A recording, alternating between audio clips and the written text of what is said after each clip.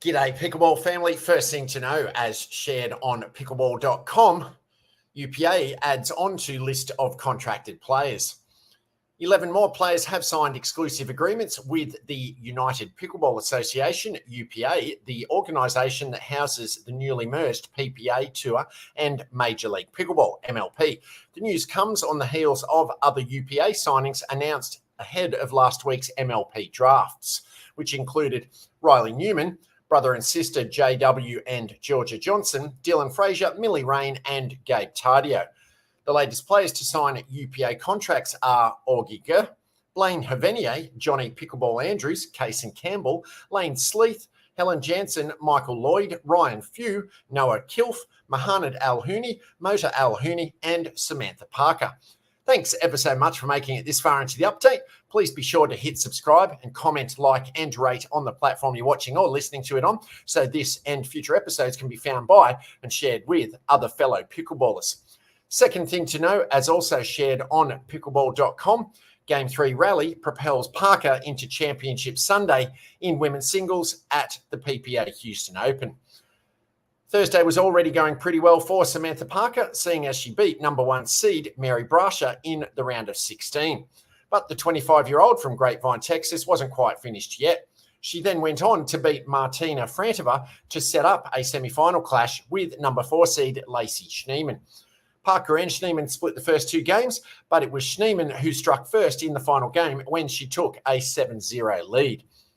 But the number 19 seed slowly worked her way back into the match, relying on a vicious 2-handed backhand with which she consistently painted the lines of championship court. When all was said and done, it was the former University of Texas at Dallas tennis player who stood victorious at the end of the match after taking Game 3 11-9. Parker's mental resilience was on full display as she clawed herself out of that deficit. "I just tried to focus and not do anything too silly," she said. "It was all about hitting good shots and just trying to remind myself that it's not over till it's over." With the win, Parker advances to her first championship Sunday, where she'll face number 2 seed Leah Jansen. Third thing to know, as also shared on pickleball.com at the PPA Houston Open, Jansen takes down Todd to make her first 2024 final in women's singles. Samantha Parker and Kwong Duong's runs to Championship Sunday will probably go down as the biggest stories from an action-packed singles day at the Houston Open, but it was a big day for Leah Jansen too. The number 2 seed is into her first final since retiring from singles in July of 23.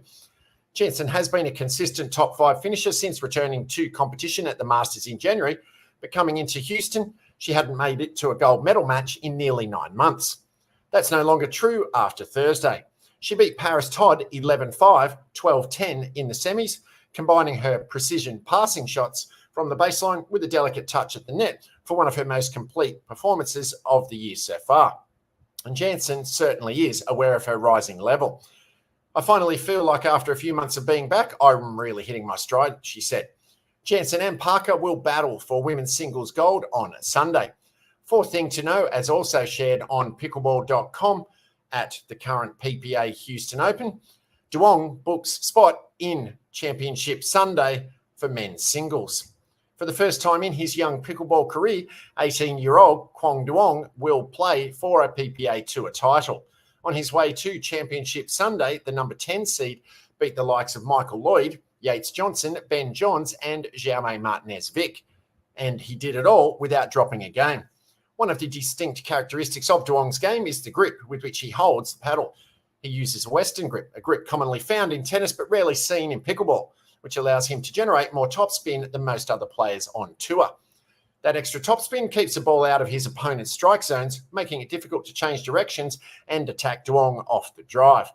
Even though the Western grip isn't commonly seen in pickleball, Duong says that his experience using the grip in other sports made it possible for him to bring that grip over to America's fastest growing sport. "I've used a Western grip in other racket sports like ping pong, tennis, and padel," Duong explained. "When I switched over to pickleball, it was pretty natural for me because the paddle is like a mini racket in some ways." He'll have a chance to bring home his first PPA title on Sunday and will certainly rely on that Western grip to do so. Paddles up.